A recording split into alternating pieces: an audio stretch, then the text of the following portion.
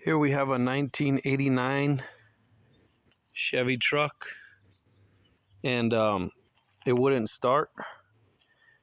And we checked the ignition coil; it wasn't that. And this was been replaced a couple of times. It's a ignition sensor, about $40-50. Try this part.